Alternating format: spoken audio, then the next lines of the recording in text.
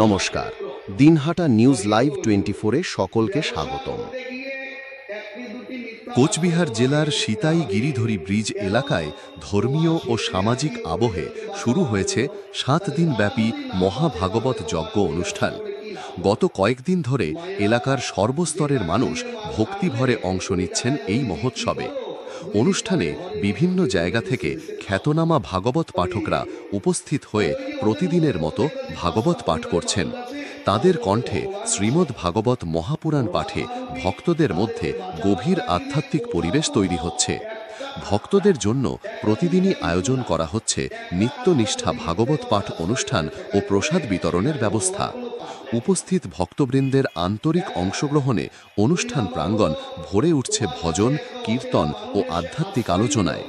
আগামী 7 তারিখ পর্যন্ত এই অনুষ্ঠান চলবে বলে জানিয়েছেন আয়োজক কমিটি।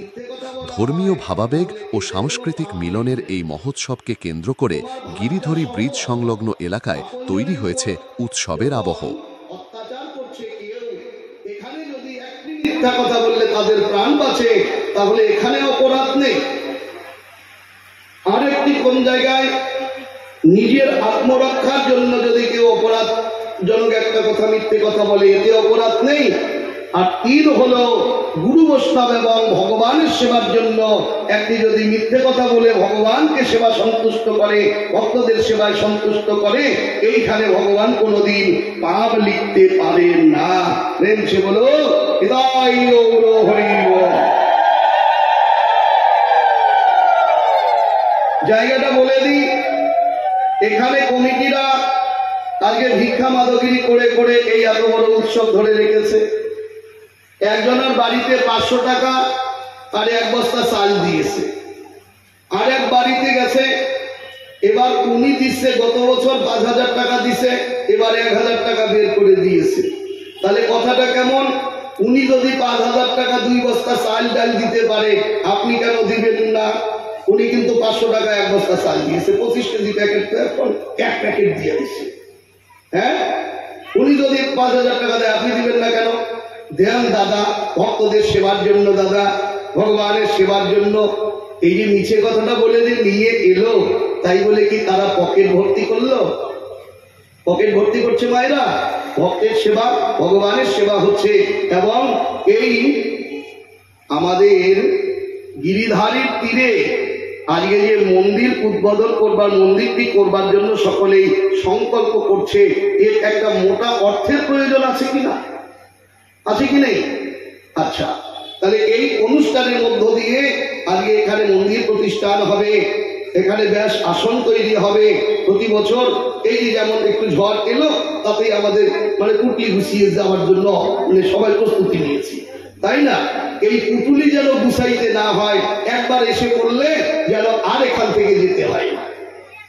তারপরে এমন একটা সিস্টেম, এইটা তোমাকে নিজেকে, প্রত্যেকে নিজেকে নির্ণয় করে নিতে হবে আমি কোথায় গিয়ে পৌঁছাবো।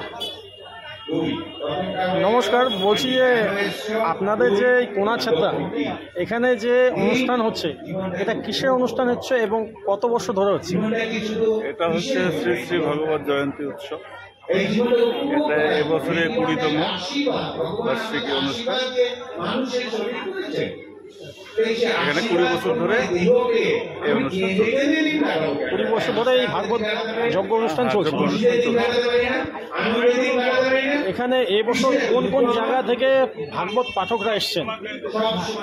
এখানে এসেছেন শিলিগুড়ি থেকে, তারপরে মায়াপুর, তারপরে বৃন্দাবন, রাধাকুণ্ড থেকে এসছে, আসাম থেকে এসছে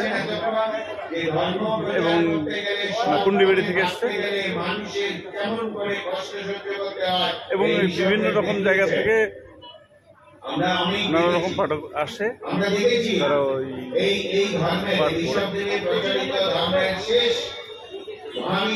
এই ভাগবত পাঠ কি দিনরাত 24 ঘন্টায় চলছে? হ্যাঁ, এখানে দিনরাত 24 ঘন্টা চলছে। আর এই ভাগবত যজ্ঞ অনুষ্ঠান যে হচ্ছে, এটা কতদিন পর্যন্ত চলবে? কত তারিখে শুরু হয়েছে এবং কত তারিখ পর্যন্ত চলবে? এটা সপ্তাহ পরীক্ষিত করা হচ্ছে, 7 দিন ব্যাপী চলে। এবারে শুরু হয়েছে 31শে আগস্ট এবং 7ই সেপ্টেম্বর শেষ হবে। তো এই অনুষ্ঠান নিয়ে আপনি আশেপাশে যে এলাকা রয়েছে সেই এলাকার লোকেদের কি কোনো বার্তা দিতে চান? এলাকার লোকের বার্তা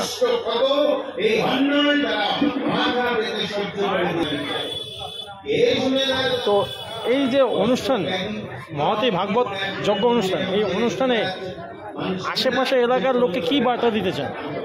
আমরা এই মহতী অনুষ্ঠানে, এই ভাগবতযজ্ঞ অনুষ্ঠানে আশেপাশের লোক, দিনাটার কুচবিহার বা অন্যান্য এলাকার সকল ভক্তবৃন্দকে এখানে উপস্থিত বা এখানে আসার জন্য আহ্বান করছি।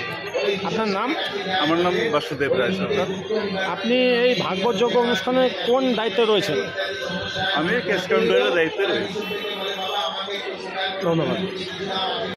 আপনাদের যে এই ভাগবত যজ্ঞ অনুষ্ঠান হচ্ছে, এখানে কি ভাগবত যজ্ঞ অনুষ্ঠানের পরে নির্দিষ্ট কোনো মন্দির রয়েছে? হ্যাঁ, অবশ্যই মন্দির হচ্ছে, মন্দির তৈরি হচ্ছে। মন্দির আরো কতদিনের মধ্যে তৈরি হবে বলে আশা করছেন? মোটামুটি আর 2-3 বছরের মধ্যে সেটা কমপ্লিট হয়ে যাবে। আর এই জায়গায় যে ভাগবত যজ্ঞ অনুষ্ঠান, যেটা শুনতে পারলাম যে এখানে আগেও অন্য জায়গায় হতো, তো কোন জায়গাতে হতো সেটা যদি একটু জানাতেন। এটা আগে 2005 সালে এটা আমাদের পালাপুকুর দিকে ছিল। সেখান থেকে 2010 সালে আমাদের ব্রিজের পাশে নিয়ে আসা হয় এবং সেখানে একটা নদী আছে, ব্রিজ আছে, পাশাপাশি বাজার আছে এবং রোড সাইড। এখানে যে অনুষ্ঠানটা হচ্ছে সেটা খুব জাঁকজমকভাবে হচ্ছে। এখানে যেহেতু চলার পথটা ভালো, বিভিন্ন জায়গার থেকে, সারা কুচবিহার জেলার থেকে, বিভিন্ন দূর দূরান্ত থেকে লোকেরা আসে ভক্তবৃন্দরা। তারা এই 7 দিন ব্যাপী সেই ভাগবত শ্রবণ করছে এবং তাতে আমাদেরও খুব ভালো লাগছে। অনুষ্ঠানটা খুব ভালোভাবে চলছে। আর যে সমস্ত ভক্তরা দূর থেকে আসছেন তাদের কি থাকা বা প্রসাদের ব্যবস্থা রয়েছে কি এখানে? আমাদের যে সমস্ত ভক্তরা আসছে প্রত্যেকের জন্য আমাদের প্রসাদের আয়োজন করা আছে এবং যারা দূর থেকে আসছে তাদের থাকা খাওয়ার সব রকম ব্যবস্থা আমাদের করা আছে। আগামীতে কি পরিকল্পনা রয়েছে এই ভাগবত যজ্ঞ অনুষ্ঠান নিয়ে?